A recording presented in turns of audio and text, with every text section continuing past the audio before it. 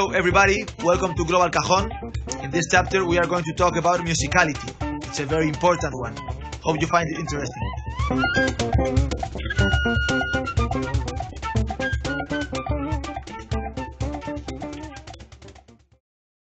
Let's say that musicality is how easily you move in different musical situations. It's your ability to deal with music. It's, in my opinion, the most important part of a musician. And as any other ability, you can really work on it and improve it.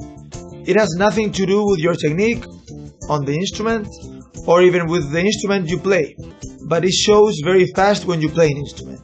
We are going to do exercises on the cajon to develop it, but you don't really need a cajon or any other instrument to work on them. We are not working on chops here. It's something in your head.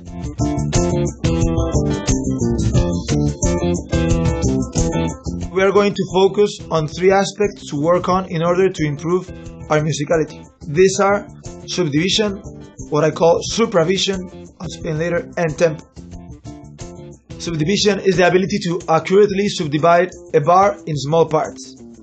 Supravision is how I call the skill to look at rhythm in the big picture, thinking in groups of bars instead of groups of beats. Tempo is the ability to subdivide and superdivide in a very steady way without changing the duration of notes. To work on these three aspects at a time, I'm going to teach you a very useful exercise. Once you understand how it works, you can accommodate the details as you want to keep the exercise challenging and fun.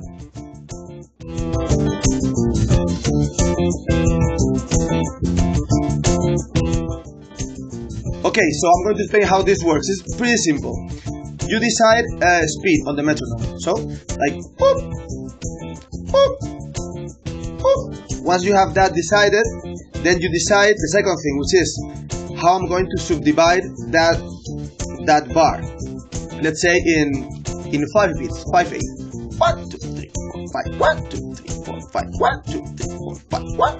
And then the third decision, which is how many bars is going to be the cycle. Let's say super easy, 4 bars. Okay, so then it's 1, 2, 3, 4. 1, 2, 3, 4, 5. 1, 2, 3, 4, 5. 1, 2, 3, 4, 5. Ish. Okay, then when you finish the cycle, you hit a cymbal and then you start the cycle again. The exercise is super fun. You could do subdivide in 7 and do 17 bars. That keeps you thinking in the small picture, the bar, and in the big picture, the cycle. Okay?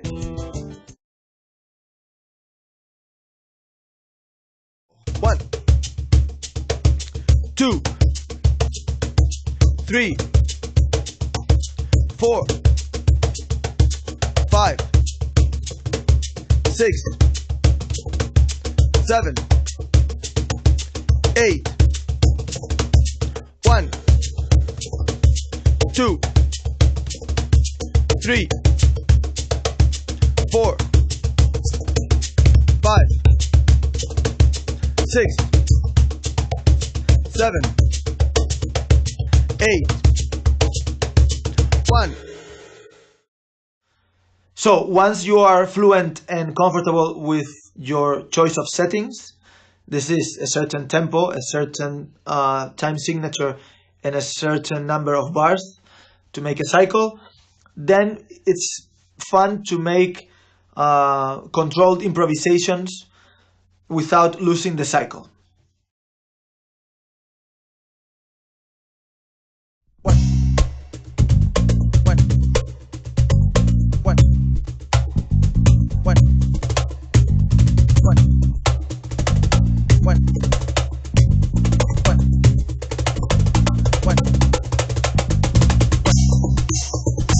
1, 1,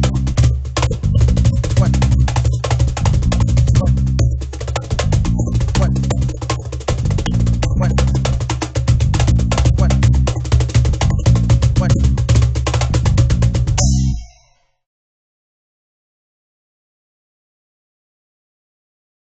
1, 2, 3, 4, 5. 1, 2, 3, 4, 5, 6. 1, 2, 3, 4, 5, 6. 1, 2, 3, 4, 5, 6.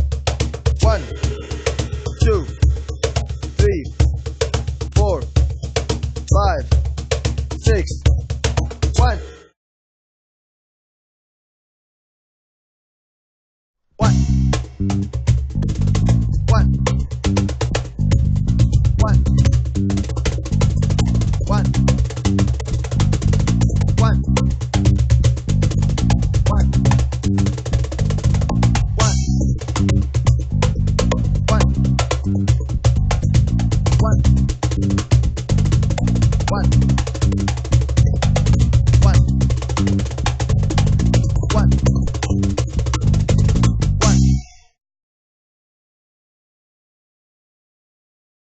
1, 2, 3, 4, 5, 6, 1, 2, 3, 4, 5, 6, 7, 1, 2, 3, 4, 5, 6, 7, 1, 2, 3, 4, 5, 6, 7, 1, 2, 3, 4, 5, 6, 7, 1.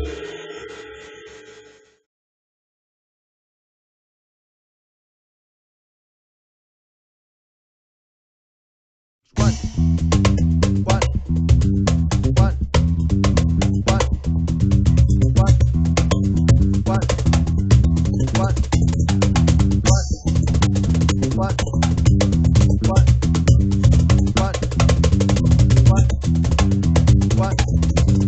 one,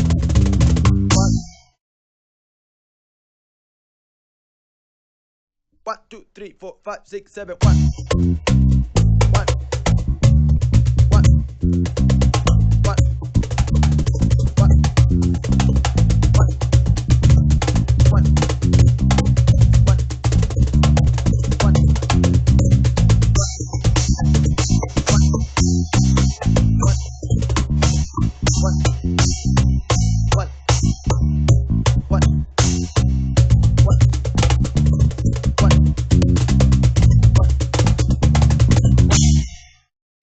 So once you know how this works, challenge yourself. Choose a tricky tempo, a difficult time signature, and an odd number of bars in a cycle, and play that, and then improvise on top of that. And you will see how your skills in thinking in the small picture and the big picture improve a lot.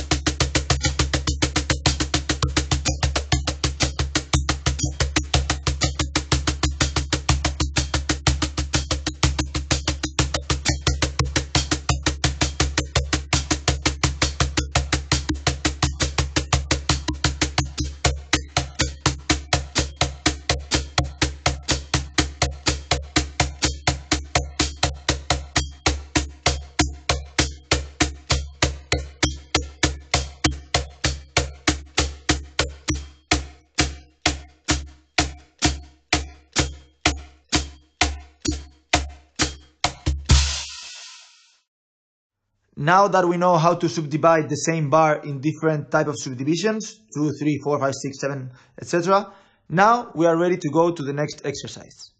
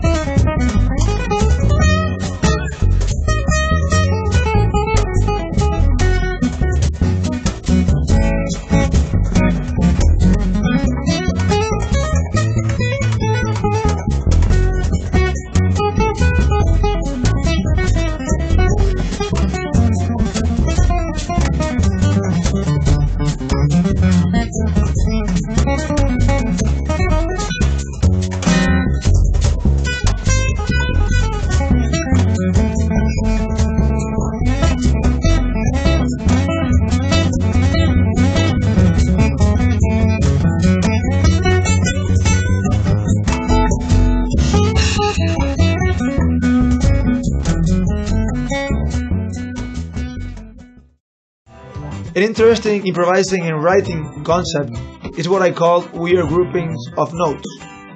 This is no other thing than within the same subdivision we are playing it, let's say 16th notes, we make a repeated pattern of an odd number of notes. This will produce an overlapping motif that will go over the bar line, this meaning it won't start or end at the beginning of the bar, but different every time, for a number of cycles.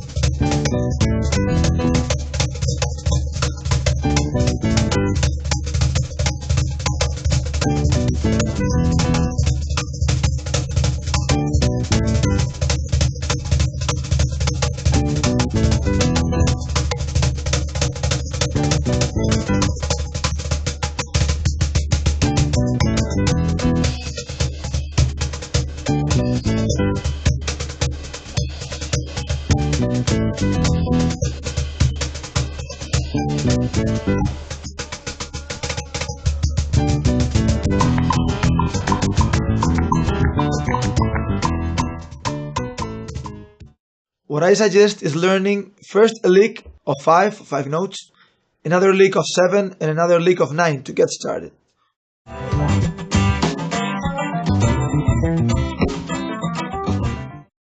For this exercise, I'm going to use very simple licks of 5, 7, and 9.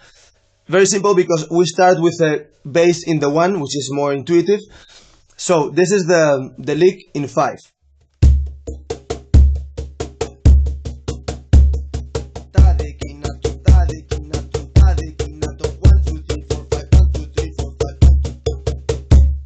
Okay, it's basically doing 1-1 until in the very last 2 beats we repeat with our weak hand, so we make it uneven, right?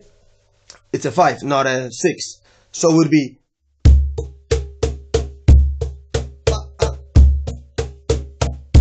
the 7, the same thing. We do 1-1 technique until the last two beats where we hit double stroke with our left, our weak hand. So again we make it uneven. So it would be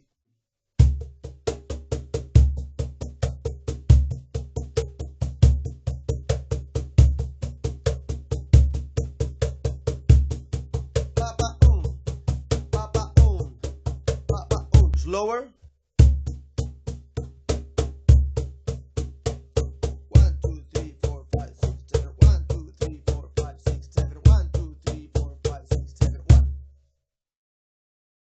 And the 9 we do the same thing. 1-1 technique until the last two we switch and we make it uneven. Okay? So it would be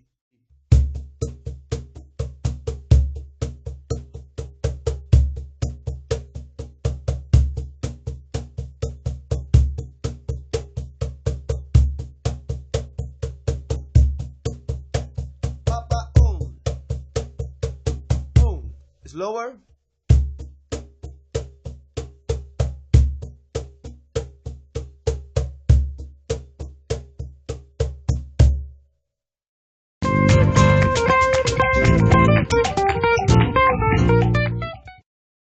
Be aware that the following licks don't start with your strong hand on a bass note, which will be the most intuitive. They start with your weak hand and in a high note. This makes them very unique and very musical and attractive when you apply them.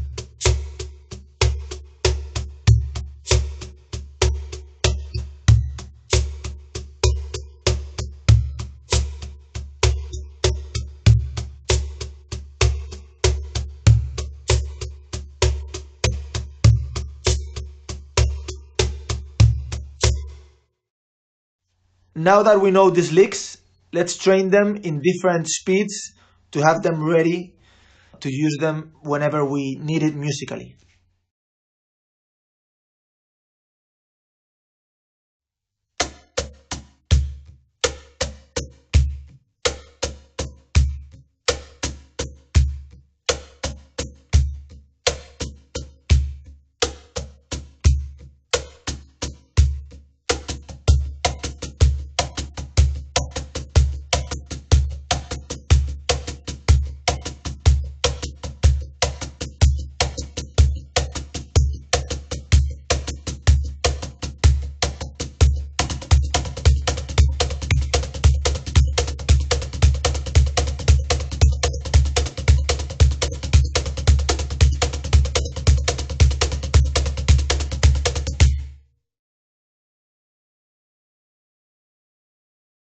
Seven. 1, 2, 3, 4, 5, 6, 7. 1, 2, 3, 4, 5, 6, 7. 1,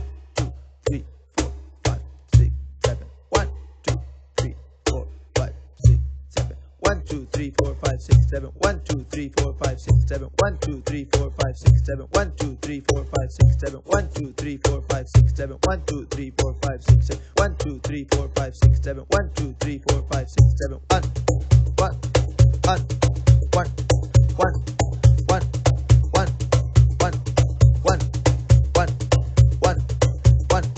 1 1 1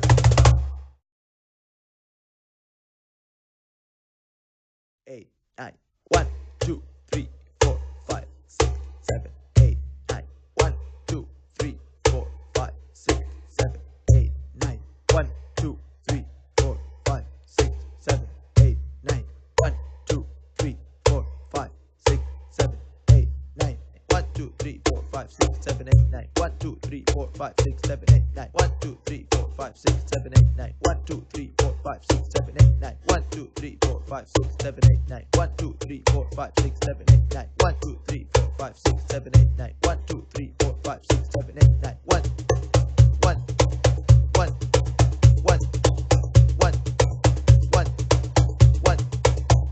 1 1.